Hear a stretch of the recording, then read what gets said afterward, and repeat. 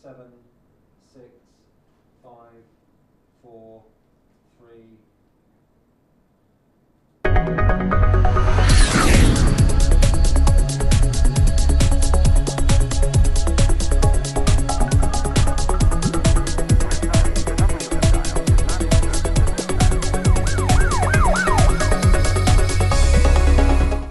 Coming up this evening, it's a double whammy at the polling station, crash victim is named by police, and we take a look at Deaf Awareness Week.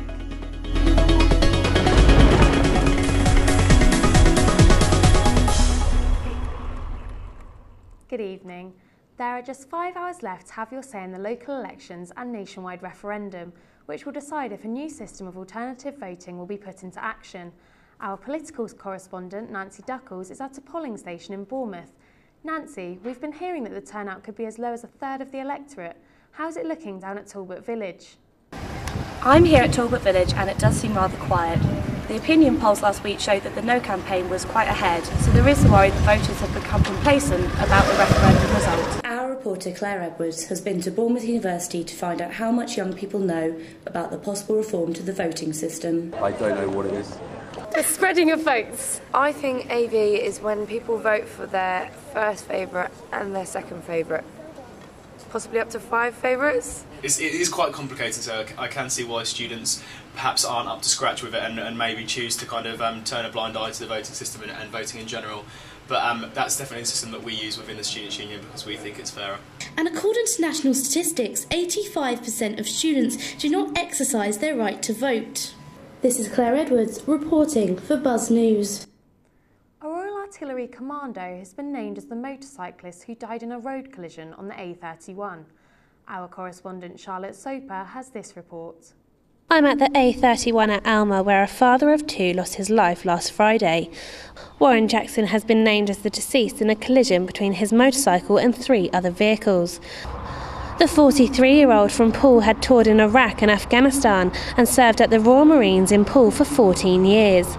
Police are appealing for witnesses. I'm Charlotte Soper, reporting for Buzz News in Bournemouth.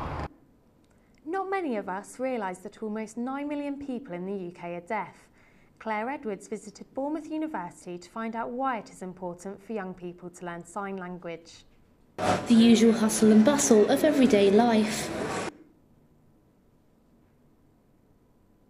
We spoke to Paul Kirby, asking him to explain a bit more about it.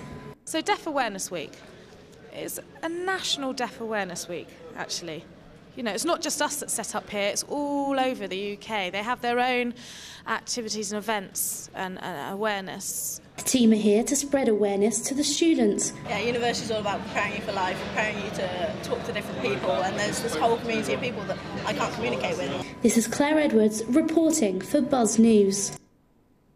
AFC Bournemouth's Danny Ings has been nominated for the April Player League One of the Month award. The 18-year-old striker has scored 7 league goals in his first season of professional football. Ings was glad to be able to prove himself to the Cherries fans. I wouldn't say it was down to the fans, not getting on my back as much, but obviously there was criticism saying I couldn't score. But no, I just kept working hard with Bradders and Fletcher on the training ground and building some confidence up. And then when I got that, I went on a good goal run and hopefully I can carry it on now. And breaking news just in, a motorcyclist has been involved in a collision at Talbot Roundabout and is currently receiving urgent medical attention at the roadside. Police and ambulance crews are at the scene. We'll keep you up to date on our website when we have more. That's all for now. Good evening.